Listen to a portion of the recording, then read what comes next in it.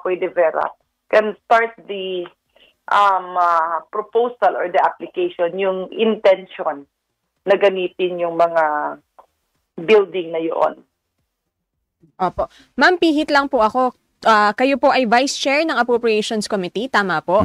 And bukas ay magpapatuloy po ang budget deliberation na po sa plenary. Ano po ang ina-expect nyo, ma'am? Well, yung unang budget na itatakal is OVP. Then Department of... Magigisa na naman dito si Sarah. No? Bukas na naman, no? May bagong hearing na naman ng OVP. Office of the Vice President dito. Ano na naman kaya ang idadahilan nila? Hindi nga nila maipaliwanag yung nawawalang fund. Nako, tapos ngayon may panibagong hearing na naman. Ay, hindi na matapos-tapos. Ika ng mga Duterte, hindi na matapos-tapos ang issue sa atin.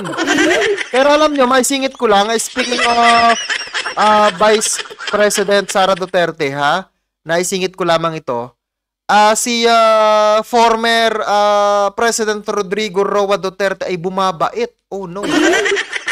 Bumabait, ha? Bumabait ito sa ating Pangulong Bongbong Marcos. Ano nga sinasabi niya? Sinasabi niya, wala namang ginagawang mali si Bongbong Marcos. Tingnan ninyo yun. Galing na po sa bibig mismo nitong si Rodrigo Roa Duterte o si Digong. Ano? Sabi niya mismo. Pero wag ka. Wala naman palang ginagawang mali. Ang dami-daming mga bumabanat sa kanya. Tapos sasabihin, BBM resign. Ano yun?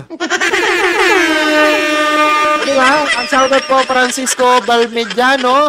Yes na yes para mapakinabangan. Ayun. Diba? Ang dami. BBM. Tapos ito pa si Harry Roque. Banat ng banat. Gustong patalsikin. Meaning, ayaw pala mismo. No? Hindi ko lang alam kung nagpapakitang tao lang itong si Digong. Diba sinasabihan niya pa nga dati, before, weak leader, ito nga si BBM. Tapos, bigla niyang sasabihin na walang ginagawang mali si BBM? Nope, ang bibig ng mga naninira ngayon kay BBM dahil ang mismong leader na ang nagsabi mismo na walang ginagawang mali si BBM. Naku. Tapos, ang dami-daming naninira. Ano? Oh no. Ituloy natin to. Balik tayo sa topic. Naisingit ko lang. Of Agriculture yata. May mga executive offices pa. Tapos basta mga bagong pasok dyan, pakilike naman po ng ating live stream para po maikalat ito na YouTube. Maraming salamat po. Like. Thumbs up.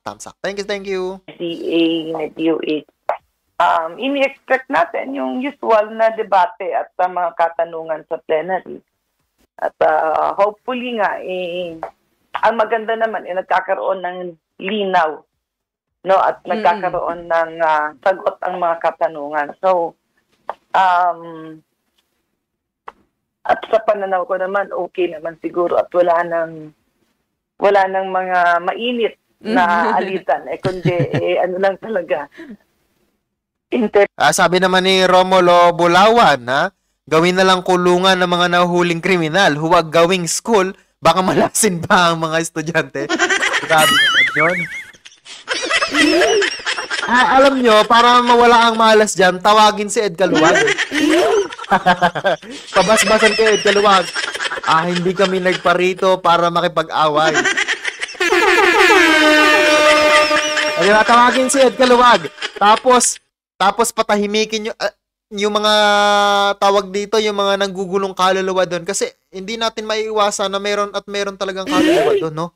Ng mga ligaw na kaluluwa kasi maraming nasawi na doon. Hindi natin maitatanggi yan, no? Ang daming nagkalat siguro doon na kaluluwa. Kaya pwede tawagin talaga si Ed Caluwag. Ituloy natin. Repilation lang na tanong-sagot at suggestions and recommendations. So even sa OVP, ma'am, wala na pong masyadong tensyon? Tanong-sagot na lang? Well, kasi syempre, of course, yung sasagot na kasi yung sponsor, si Conzi Adyong. Kaya lang, yun nga syempre, yun din ang medyo problema niya because as sponsor, hindi niya alam kung siyempre pag sponsor ka, dinidefend mo yung isang ahensya. Pag dinefend mo yung isang ahensya, siyempre, tinutulungan ka ng ahensya na sagutin yung mga katanungan. So, in this case, I understand, naririnig ko na medyo siyempre nahihirapan siya kasi yung communication with the agency. Oo nga raw po. Sabing, nakausap din namin siya dito, ma'am, sa Anong Ganap before, si Kong Zia. Sabi nga niya, malaking challenge. Challenge talaga. Talaga, yung kanyang pag-defend. Pero do you think, ma'am, itong budget ng OVP na from 2.037 billion na naging 733 million ay yan na po yun o madadagdagan pa po? Bawasan pa dapat. Hindi deserve. Para sa akin na hindi deserve yung ganong presyo. No?